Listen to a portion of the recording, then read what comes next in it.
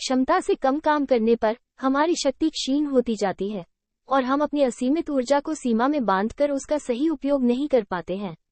आलसी व्यक्ति अकर्मण्य होता है, इसलिए उसे दरिद्रता भी जल्दी ही आती है।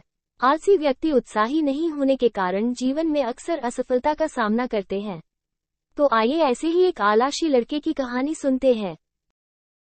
दिन के 12 बज रहे थे, लेकिन सोहन अभी भी सो रहा था। उसकी माँ सुमित्रा ने आवाज दी, उठ जा बेटा, देख सूरज सर पर चढ़ आया है, कब तक सोता रहेगा।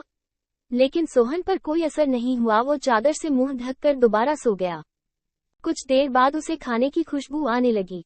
दाल में तड़का लगते ही उसे जोर से भूख लगने लगी। सोहन उठा और सीधा माँ के पास रसोई में पहुंच गया और माँ से पूछा, माँ क्या बनाया है। माँ बोली, पहले जाकर नहा ले, फिर आना रसोई में, दाल चावल बनाए हैं। दाल चावल सोहन को बहुत पसंद थे। वो फटाफट आंगन में गया और हैंडपंप से बाल्टी भरने लगा। इसी बीच उसे याद आया कि उसने दांत तो मांजे ही नहीं। उसने फटाफट मंजन लेकर दांतों को रगड़ लिया और मगा साबुन लेकर बैठ गया नहाने। जल्दी से नहाकर कपड़े पहनकर रसोई में पहुंच गया। तब तक खाना तैयार हो चुका था। माँ ने खाना परोस दिया। खाना बहुत ही स्वादिष्ट बना था। सोहन ने भरपेट खाना खाया। वो खाना खाकर उठा तो माँ ने टोक दिया, अब कहाँ चल दिया। रोहन बोलने लगा, माँ लगता है खाना कुछ ज्यादा ही खा लिया, बहुत तेज नींद आ रही है, मैं तो सोने जा रहा हूँ। माँ ने कहा है भगवान, अभी 1 घंटे पहले ही तो सोकर उठा है। तुझे बस सारा दिन यही काम है, उठो, खाओ और सो जाओ। तुझे पता है तेरे पिता खेत में कितनी मेहनत करते हैं, तब हमें 2 वक्त की रोटी मिलती है। नहीं तो जाकर उनकी मदद ही कर दिया कर। उनके लिए खाना ले जा, मैं अभी तैयार कर रही हूँ। सोहन पर तो जैसे दुखों का पहाड़ टूट पड़ा। सोहन ने माँ से बोला, माँ तुम्हें पता है इतनी धूप में पहले एक बार मैं खाना देने गया था, आकर कितना बीमार पड़ गया था। तुम ही चली जाना, मैं तो सोने जा रहा हूँ। सुमित्रा को बहुत गुस्सा आया। इससे पहले वो कुछ कहती सोहन तेजी से अपने कमरे में जाकर सो गया। सुमित्रा खाना लेकर खेत पर पहुंची। कबीरदास बहुत मेहनत से खेत जोत रहे थे। सुमित्रा ने कबीरदास को कहा, सुनो जी, पहले खाना खा लेते। फिर कबीरदास ने सुमित्रा बोला, अरे तुम इतनी धूप में क्यों परेशान होती हो, सोहन के हाथ से खाना भेज देती। हमारे तो भाग्य ही फूट गए हैं, ऐसा आलसी बेटा मिला है, बस खाता है और सो जाता है। भगवान जाने इस लड़के का क्या होगा। फिर कबीरदास सुमित्रा को समझाते हुए बोले, चिंता मत करो, दिन सब ठीक हो जाएगा। सोहन के माता पिता सोहन की आदत से बहुत परेशान थे। वो कोई भी काम नहीं करता था, बस सारा दिन सारी रात सोता रहता था। एक दिन सोहन के पिता ने कहा, बेटा मैं खाद और यूरिया लेने शहर जा रहा हूँ, 2 दिन लग जाएंगे। फसल तैयार होने वाली है तो सुबह खेत पर चले जाना और सारा दिन वहीं रहना। शाम को खाना खाकर रात को वहीं सोने चले जाना, कहीं कोई जानवर खेत में न घुस जाए या कोई और हमारी फसल को नुकसान न पहुँचा दे। सोहन ने पिताजी को बोलने लगा, पिताजी मुझसे ये सब नहीं हो पाएगा, आप माँ को बोल दीजिए। कबीरदास गुस्सा होके बोलने लगे, नालायक, खेत की देखभाल आदमियों का काम होता है।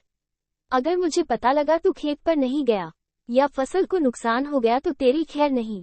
सोहन डर गया। वो पिता के जाने के बाद माँ से बोला, माँ सुबह जगा देना, नहीं तो पता नहीं पिताजी क्या करेंगे। सुमित्रा सोहन को सुबह 4 बजे जगा देती है।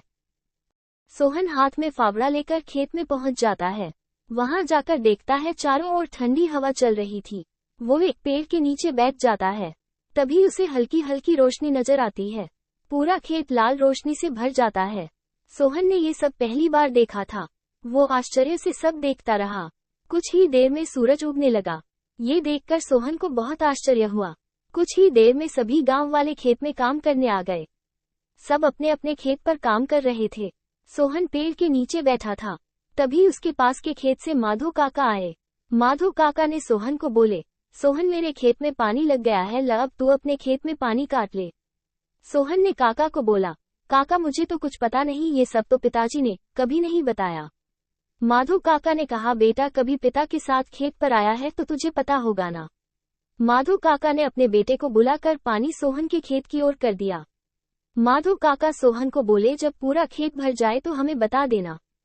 सोहन बैठकर देखता रहा, लेकिन सुबह जल्दी उठने के कारण उसे नींद आ गई। खेत में पानी बहुत ज्यादा भर गया। तभी माधो काका दौड़ते हुए आए। माधो काका जोर से चिल्लाते हुए बोलने लगे, नालायक, यहाँ सोने आया था, अपने पिता की सारी मेहनत बर्बाद कर दी, सारी फसल नष्ट हो गई।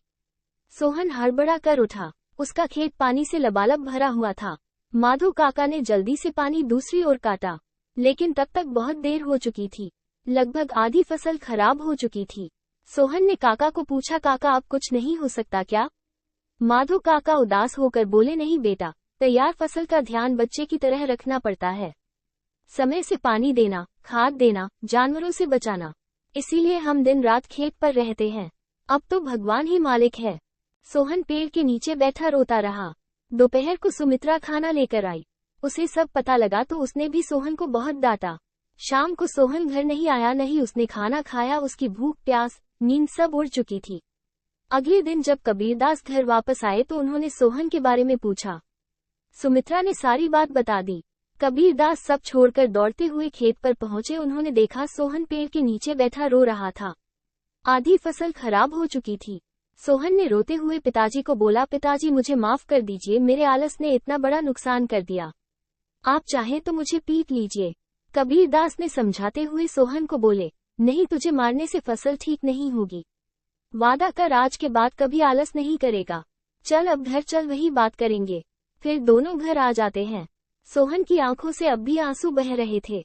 सुमित्रा ने उसे खाना दिया, लेकिन उसने नहीं खाया और वो अपने कमरे में जाकर रोने लगा। सुमित्रा ने कबीरदास को पूछने लगी, जी अब क्या होगा? आधी फसल तो बर्बाद हो गई। कबीरदास ने सुमित्रा को बोले, कोई घाटे का सौदा नहीं है। आधी फसल देकर अगर बेटा सुधर गया तो यही काफी है। कबीरदास ने सोहन को बुलाया। कबीरदास ने सोहन को समझते हुए बोले, बेटा अब तो नुकसान होना था हो गया। अब हमें कल से आधे खेत की फसल उखाड़कर दोबारा बोनी होगी। सोहन ने बोला, पिताजी आप बाकी आधे खेत में खाद यूरिया लगाकर उसे काटने का इंतजाम कीजिए। मैं इस पर अकेले काम करना चाहता हूँ। अगले दिन सुबह 4 बजे सोहन अपने पिता के साथ खेत पर पहुंच गया और पिता के बताए अनुसार खेत पर काम करने लगा। 4 महीने कठिन परिश्रम करने के बाद नई फसल कुछ बढ़ती हुई दिखाई देने लगी। सोहन अब एक कर्मठ, मेहनती इंसान बन चुका था। इसी तरह और भी रोमांचक और मोरल स्टोरीज सुनने के लिए मेरे चैनल को लाइक सब्सक्राइब जरूर कीजिए।